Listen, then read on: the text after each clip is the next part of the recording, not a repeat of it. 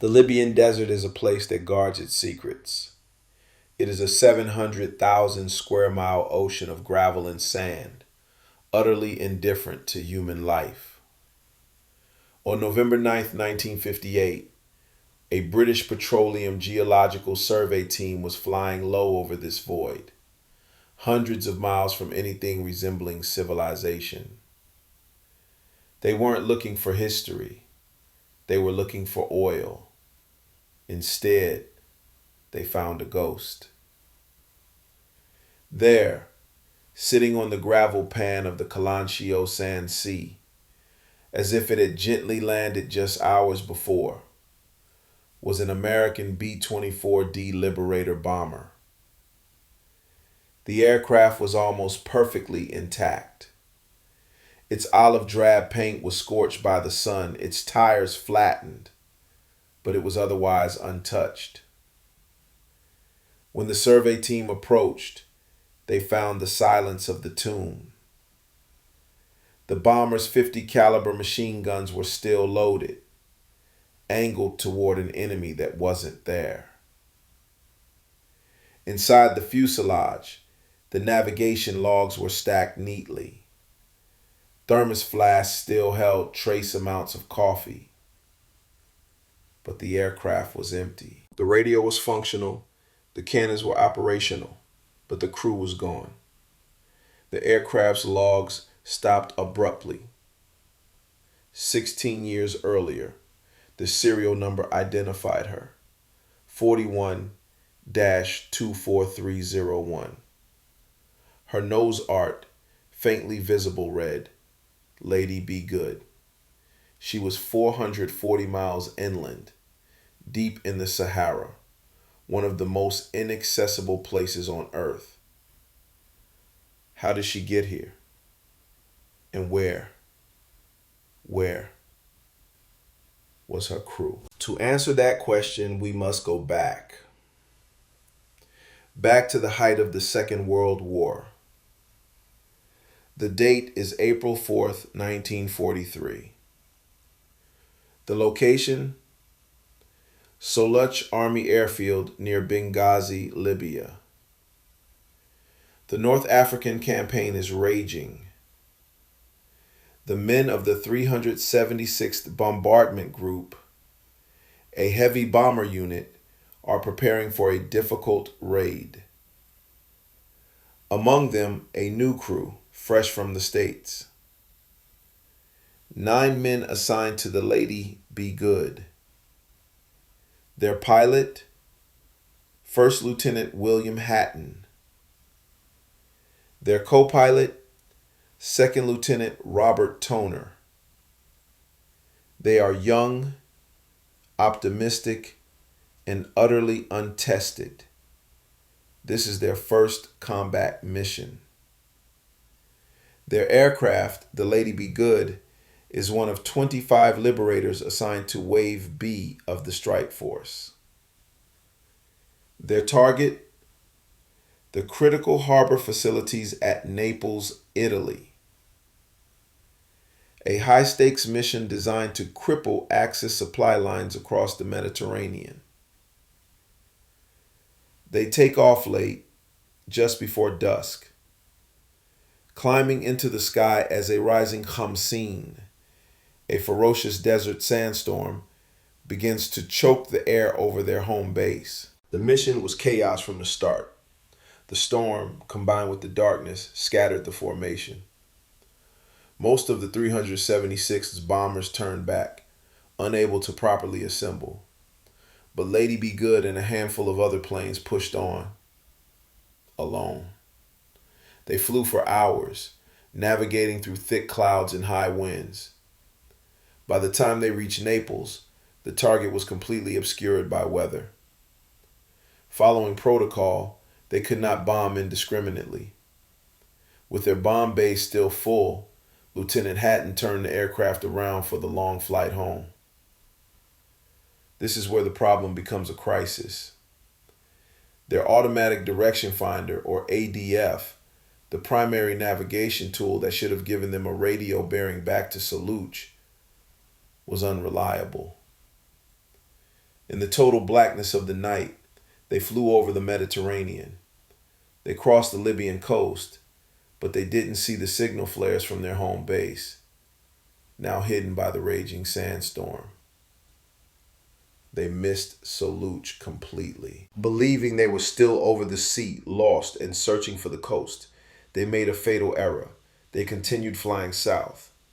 They were now penetrating deeper and deeper into the largest, most unforgiving void on the planet, the Sahara. For hours they flew. A single failing piece of navigation equipment determined their fate.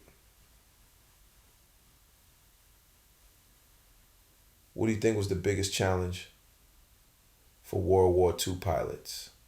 Enemy fighters, the weather, or the limitations of their own technology? Let us know your thoughts in the comments. At 2 a.m., the inevitable happened. The fuel gauges hit zero. The engine sputtered and died.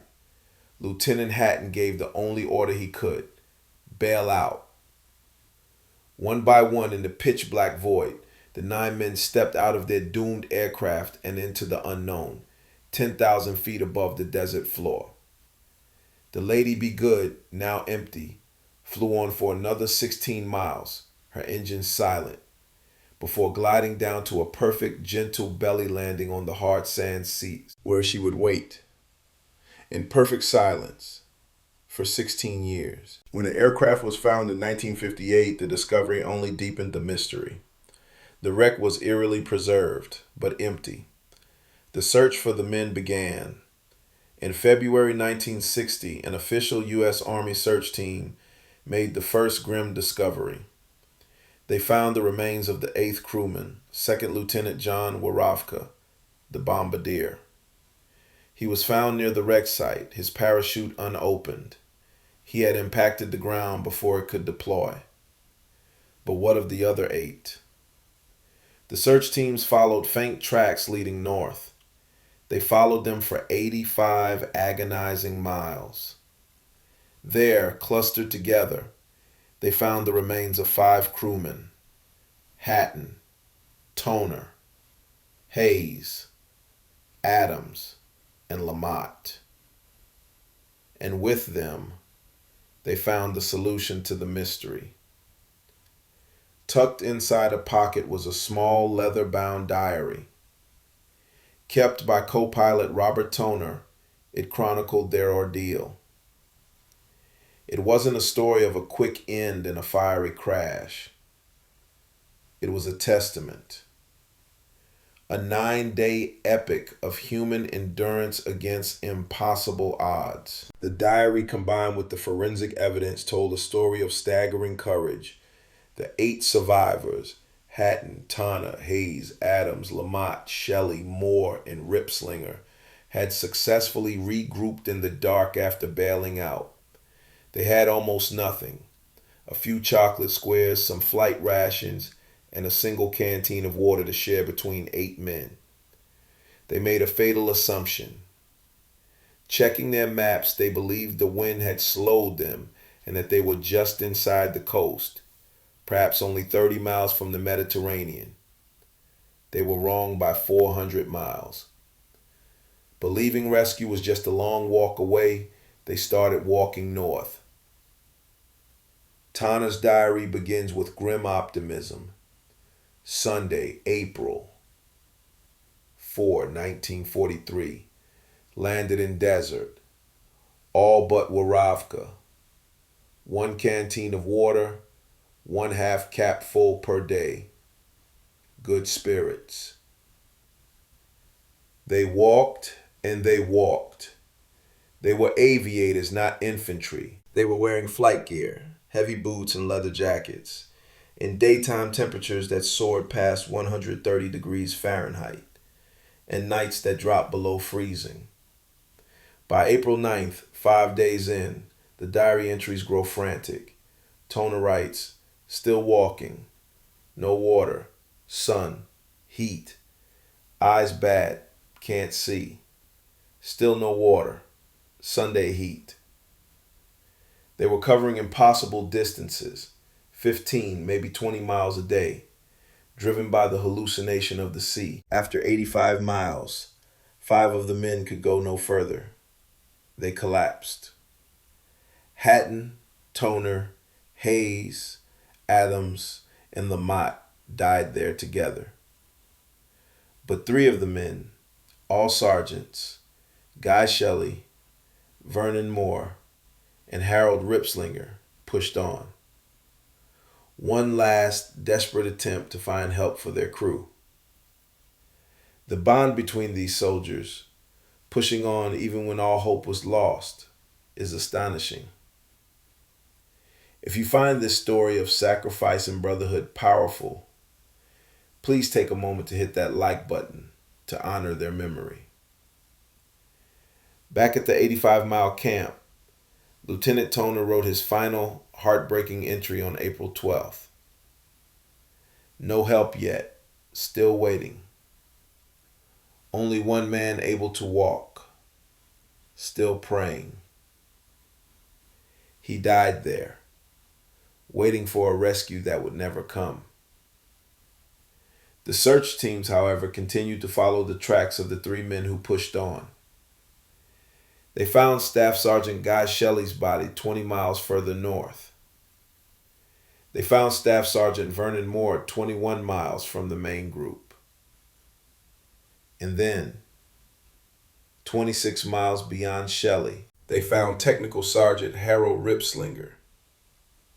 In total, Ripslinger had walked nearly 140 miles, alone, without water, through the Sahara.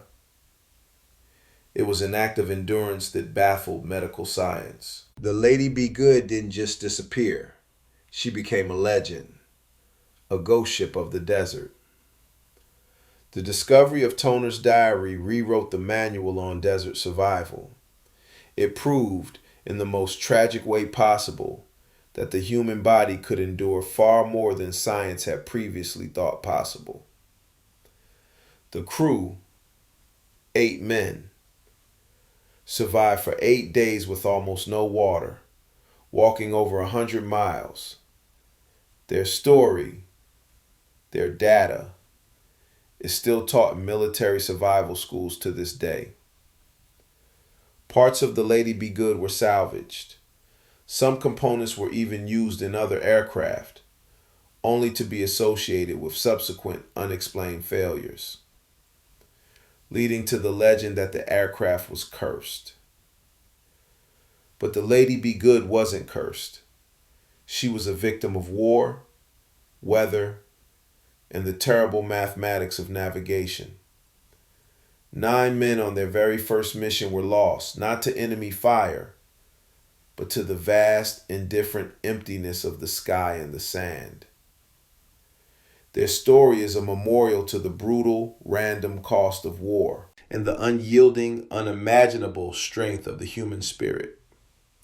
The story of the Lady Be Good is just one of thousands from the Second World War. To ensure these stories of courage and sacrifice are never forgotten, subscribe to our channel and hit that notification bell. You won't want to miss our next deep dive into the lost battles and forgotten heroes of history.